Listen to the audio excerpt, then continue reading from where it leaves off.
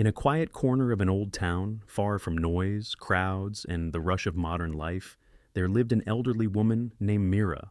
Her house was small, her garden was simple, and her days were slow, but her heart carried a peace few people ever found. Mira had lived a long life, filled with storms and sunshine, losses and blessings, and somewhere along the way, she had learned to embrace life exactly as it came. In her living room hung a large wooden clock. Its paint was faded, its glass was cracked, and its hands had stopped moving years ago. Yet Mira never removed it. Visitors often wondered why she kept a broken clock on her wall when she could easily replace it. But she would simply smile and change the subject. The clock was more than an object to her. It was a reminder, one that only she understood. One autumn morning, Mira's granddaughter Anna came to stay with her. For a few days, Anna was a young woman chasing 1,000 things at once. Deadlines, expectations, dreams, fears, pressure, and time that always seemed to run too fast. She lived in constant hurry, always racing, always anxious. Life felt like a race she could never win. On the first afternoon of her visit, Anna noticed the clock on the wall and said, "Grandma, your clock is broken. Why don't you throw it away?" Mira looked at it for a long moment before answering, but she didn't explain. She simply looked out the window, watching the leaves fall from the old trees in her garden, as if remembering something far away. Over the next few days, Anna watched Mira closely. She noticed how her grandmother moved through the day without rush, without frustration, without fear of wasting time. Mira woke up with the sun, watered her plants, wrote in a small brown notebook, cooked slowly, spoke gently, walked thoughtfully, and ended her evenings with a smile. Anna couldn't understand how someone could live so quietly in a world that demanded speed, noise, and constant productivity. One morning, while Mira prepared tea, Anna sat alone in the living room. She looked at the broken clock again. Its hands were frozen at a random hour, yet something about it felt strangely calming. Unlike her phone's screen, which screamed for her attention, this clock asked for nothing. It just existed, silent and still. That evening, the electricity suddenly went out due to a storm. The house grew dim, lit only by a small lantern on the table. The wind outside howled, the trees bent, and rain hammered the windows. Anna felt uneasy.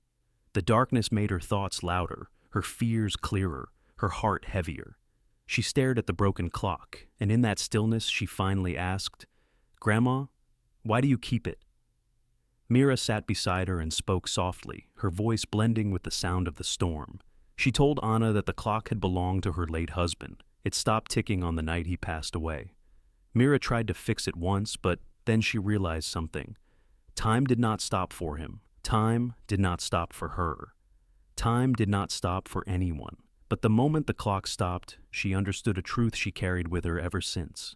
We spend too much of our lives chasing minutes, and too little living the moments. She told Anna that night, when the clock stopped, she sat quietly and realized how precious time really was. Not because it moves fast, but because it moves only forward. She learned that rushing made life feel shorter, not longer. And sometimes, a broken clock can teach you more about time than a working one. As Anna listened, tears filled her eyes. She suddenly saw the difference between the life she lived and the life her grandmother chose. One was a race. The other was a journey. One was filled with pressure. The other was filled with peace. Over the next days, Anna slowed down. She sat with her grandmother in the garden. She wrote in the small brown notebook. She held warm tea in her hands and watched the sunrise without checking the time. For the first time in years, she felt herself breathing deeply, existing fully, living gently. When it was time to leave, Anna looked at the broken clock once more. She realized it wasn't broken at all. It was a reminder that time is not the enemy. The rush is, the pressure is, the fear of not having enough is. Time itself is simply life moving forward, and we must choose how we walk with it. Years later, after Mira passed away peacefully, Anna returned to the house. She cleaned, restored the garden, and walked through the rooms filled with memories. And before leaving, she took one thing from the wall: the broken clock.